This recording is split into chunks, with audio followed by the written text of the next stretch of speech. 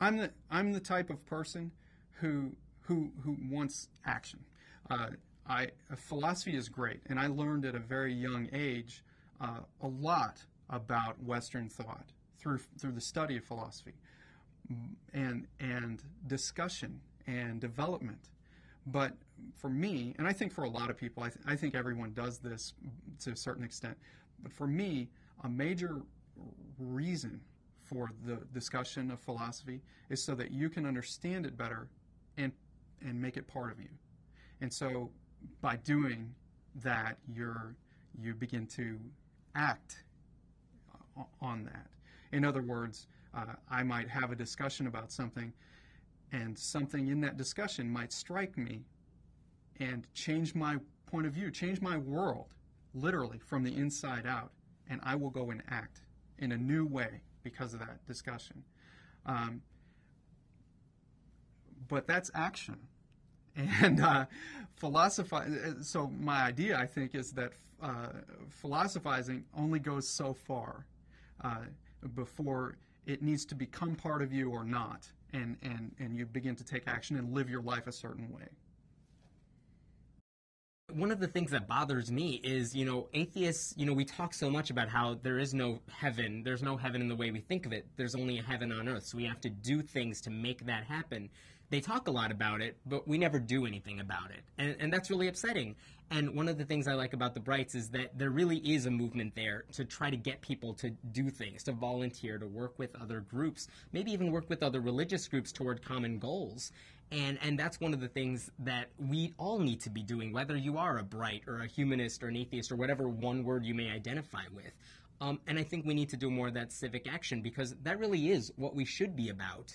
And unfortunately, a lot of those other groups, those other labels, people talk about it, but they don't actually do it. So hopefully the Brights can do more of that.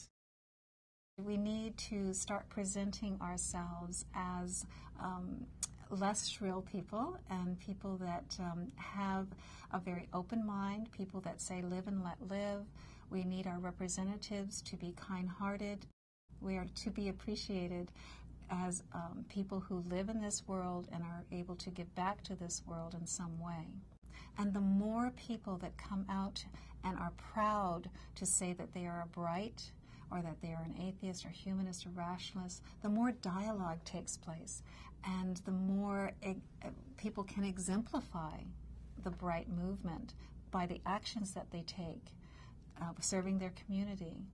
We're doing it because we live in a natural world. We're trying to better the human condition through human endeavors, that we can start to break down the negative stereotyping, and we can start to build our community when we disclose that, hey, you were just standing next to me serving soup. You were just standing next to me cleaning and building this home, perhaps. Guess what? I'm a Bright.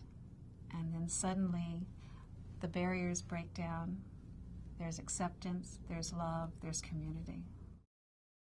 I think that the Brights, the Bright net, serves as an umbrella for a loose constituency of a broad swath of people who have different views, but who fall under the one point of not carrying any mystical or supernatural beliefs with them.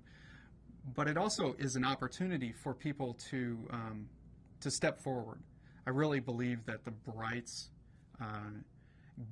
the Bright organization as it is, gives us an opportunity, gives freethinkers and atheists and humanists and skeptics an opportunity to step forward and say to the world, we're civilians. We're part of the civil society. We are a big part of all the interactions that happen that allow our society to work as it does. And we want everybody to kind of know about that and share in that, and to allow us to take perceived responsibility, even though we already have the responsibility. But to take that responsibility and act on it. So we are active in civil life, and that's very important. For me, that's the second tenet of brighthood. it's a civic action. You are free from a spiritual and magical point of view, and you take civic action.